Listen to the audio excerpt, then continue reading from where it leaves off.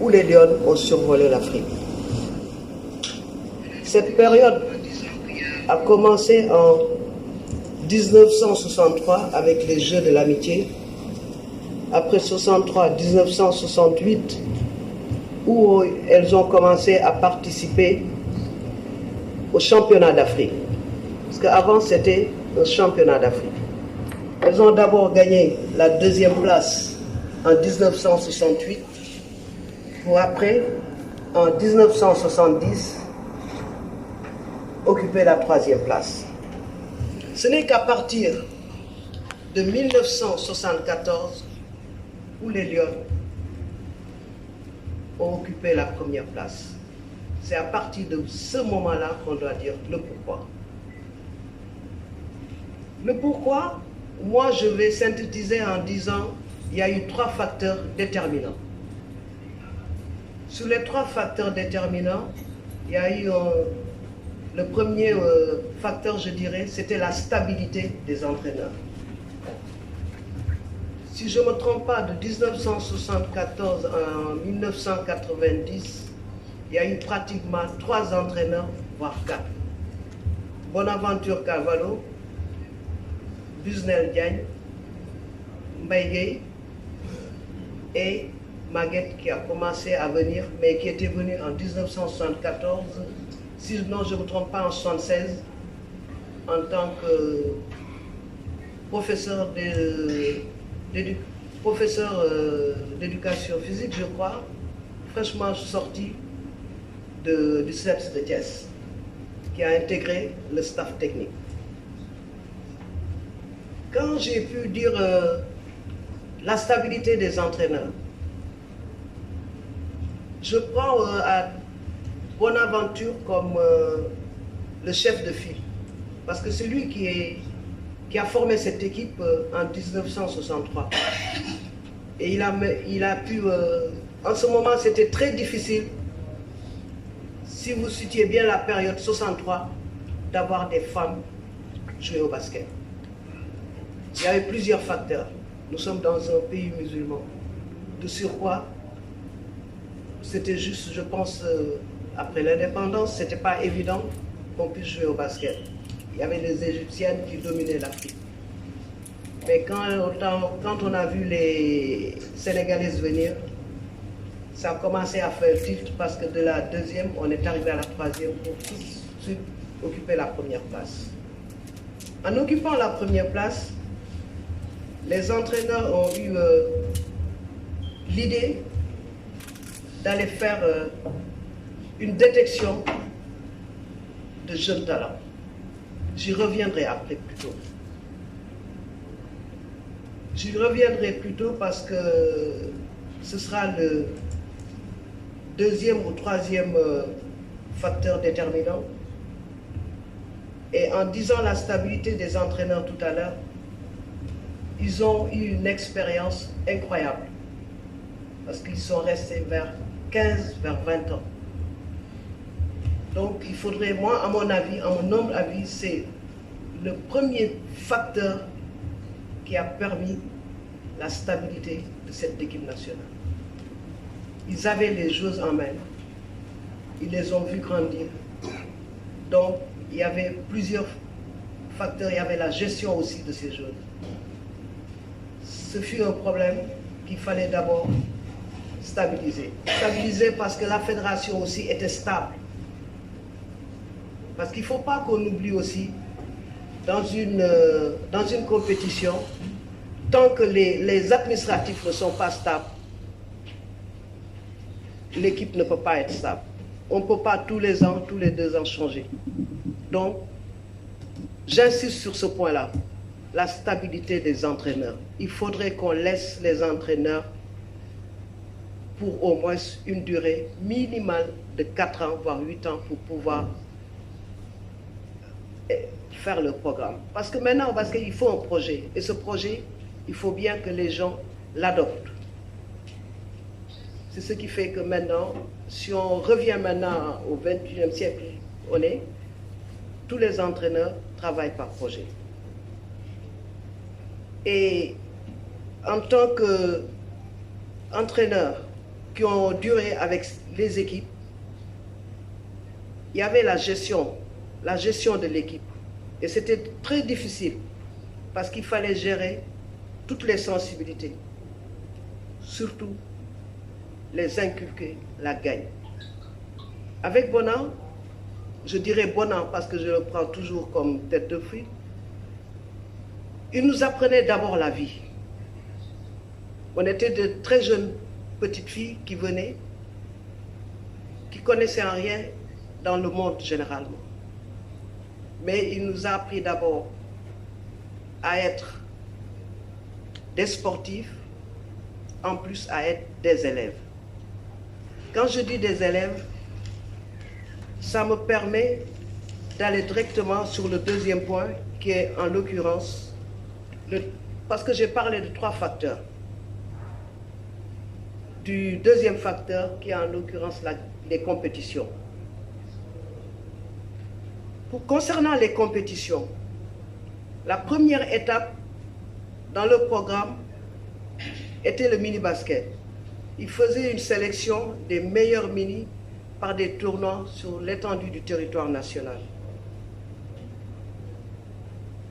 Après cela, il y avait la deuxième étape qui était la détection des jeunes talents dont je parlais tantôt dans les régions, pour ensuite faire des tournois cadets-cadets.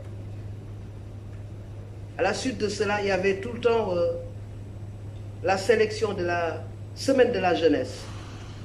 Avec la semaine de la jeunesse, les entraîneurs arrivaient à faire une sélection nationale après ce tournoi. Choisissez les meilleures filles, voire 15 ou 20. Et par ce biais, ils faisaient ce qu'on appelait à l'époque sport-études. On prenait ces 15 filles, on les amenait en stage pour faire sport-études. Et c'est dans ce sport-études où un vivier était constitué. Parce que quand tu étais sélectionné pour faire sport-études, tu étais là pour 4 ans, minimal. Et tu allais aussi, tu allais à l'école. Parce que Bonan en faisait un sacerdoce. Tu ne peux pas faire du basket et ne peux pas faire des études. Parce que beaucoup de gens pensent que les sportifs ne font pas les études. Et Bonan était un visionnaire. Il s'était dit, avant d'être une grande basketteuse, il faut d'abord avoir quelque chose dans la tête. C'est ainsi que nous surveillait nos études, parce que chaque année, si tu n'arrivais pas à avoir une bonne moyenne, tu as beau être une bonne basketteuse, mais on te sortait des études sport, de l'internat. Donc tu allais dans ton club. Ainsi, il y avait beaucoup de compétitions. On jouait en minime, il y avait un championnat. Cadet, il y avait des championnats. Le championnat scolaire, qui n'existe plus maintenant. Parce que nous qui étions au lycée, on avait des compétitions à tout moment. Donc on avait beaucoup de compétitions dans les jambes. Et arrivé dans nos clubs, en tant que minime, ou même je dirais pas minime, cadette à la limite, on commençait à intégrer les équipes seniors. Je prends un exemple sur moi. Moi, quand j'étais déjà cadette, j'avais déjà intégré l'équipe senior de l'AS Sebo. Et je n'étais pas la seule, il y en avait 4 peut-être, dans les autres équipes 2, 3. Donc c'était un vivier de jeunes qui étaient dispersés dans plusieurs clubs. Et étant dans plusieurs clubs, elles avaient beaucoup de compétitions dans les jambes. Et Bonan, en faisant ce melting pot, a réussi à constituer l'antichambre de l'équipe nationale. Quand je dis l'antichambre de l'équipe nationale, il existait l'équipe nationale B.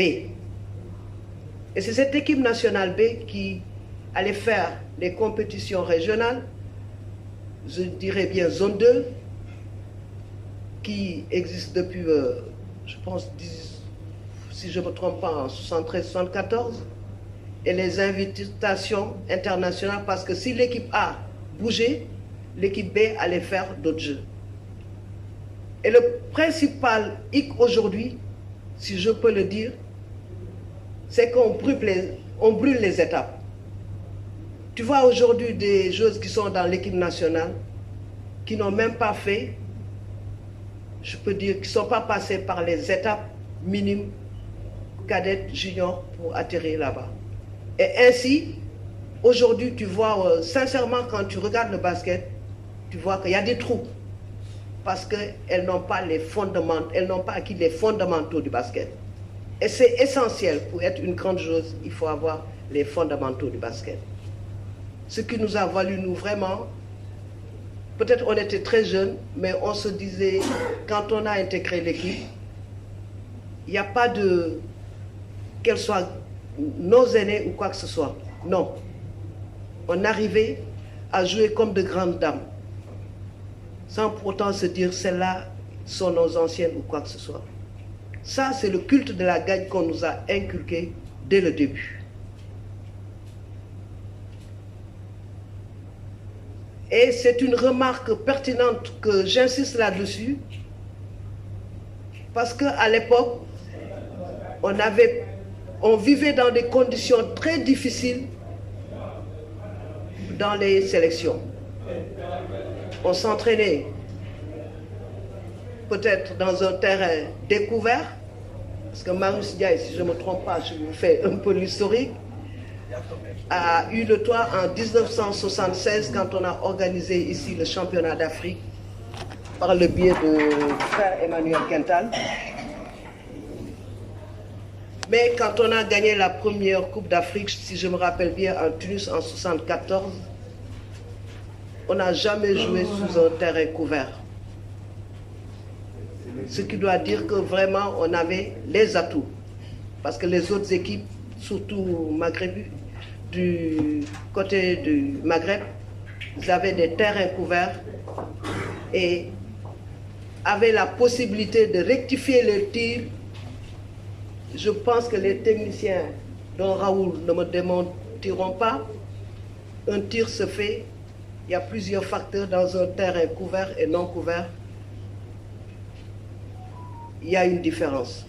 Mais malgré cette différence, on arrivait à sortir notre épingle du jeu. On arrivait à sortir notre épingle du jeu parce qu'on croyait à notre équipe nationale. On connaissait la valeur du maillot national. Je peux vous dire aujourd'hui, question de prime ou quoi que ce soit, on ne connaissait pas. On n'a jamais eu une prime de plus de 150, même c'est trop, 25 000, parce que la prime... 1250. Voilà, il est là pour... voilà, on n'a jamais eu ce truc-là, malgré nos victoires. Mais on se disait non, nous, on est là pour notre pays, pour le maillot national, la gagne qu'on nous a inculquée. Et ce qui fait défaut à nos jours. Certes, le monde a changé, tout évolue, donc on ne peut pas reprocher aux gens ce truc-là. Mais à mon humble avis, on doit mettre une priorité, le maillot national, c'est très important. Quand on est une nation qui fait 17 millions de Sénégalais, on te choisit parmi 12 personnes pour aller défendre la nation. Il faut savoir mouiller d'abord le maillot national. Et tout de suite, en jetant un regard, je vois mon grand frère qui est là gaucher. Je pense qu'il a eu le même parcours que nous, parce qu'il est notre aîné. Donc, ce que je raconte là, ce n'est pas quelque chose d'étranger chez lui. On arrivait même après les matchs d'entraînement, on ne mangeait pas comme aujourd'hui, hein, 5 étoiles avec toutes les commodités, non. On dormait sous sous les gradins de Demba Diop. Mais c'était pas un problème pour nous. Bona nous avait inculqué ce que c'est que la gagne. De ce fait que tu termines le match, tu manges pas, le lendemain tu dois aller au match, tu te débrouilles. Tu te débrouilles, il n'y avait pas question de transport ni quoi que ce soit.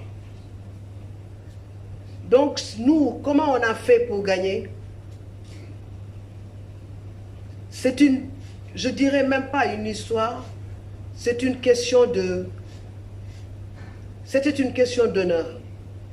Je l'ai dit tantôt, quand on te choisit parmi 12 personnes sur les 17 millions de Sénégalais, il faut que tu saches que tu représentes une nation, que tu portes le maillot national et que tu dois être fier de porter le maillot. Et ça, j'insiste là-dessus, parce que beaucoup maintenant, de nos jours, je dirais nos petites sœurs, disons même elles peuvent être nos filles, n'ont pas ce sens de la nation, du drapeau national. Porter le drapeau national était une fierté. C'était une fierté. Et moi, je dirais aujourd'hui, je suis fier d'avoir porté le maillot national durant au moins 20 ans, 25 ans. Parce que ça m'a forgé. Ça m'a forgé de surcroît aussi. Il y avait un créneau où Bonaventure Cavallo nous obligeait, c'était les études. J'ai l'habitude de dire que le basket, il faut des gens qui sont intelligents. Il faut être intelligent pour faire le basket, pour jouer au basket. Ils ne me démentiront pas, les joueurs qui sont là, Gabi ou bien des trucs comme ça. Tu ne peux pas faire le basket sans ne pas faire des études. Raison pour laquelle il y avait le sport-études. Et quand nos entraîneurs faisaient la sélection pour le sport-études, tu étais obligé d'aller à l'école. Et c'était un point très important. Quand tu n'avais pas de bonnes notes, tu quittais automatiquement le sport-études. Que tu sois une très bonne joueuse ou quoi que ce soit, on te dit out, va étudier. Ainsi, on permettait aux jeunes pousses qui venaient de savoir que tu ne peux pas faire le sport sans études. Parce que le basket, c'est un sport de, je ne dirais pas d'hommes, mais de femmes intelligentes. Il y a des systèmes. Si tu n'arrives pas à comprendre les systèmes, si tu n'as pas étudié, et c'est bien arrivé, d'excellentes joueuses qui étaient là, mais n'arrivaient pas à comprendre des systèmes parce que n'avaient pas fait d'études. Et ça les a un peu handicapés. Cet handicap a fait de sorte qu'elles n'ont pas pu faire, je ne sais pas, un grand parcours.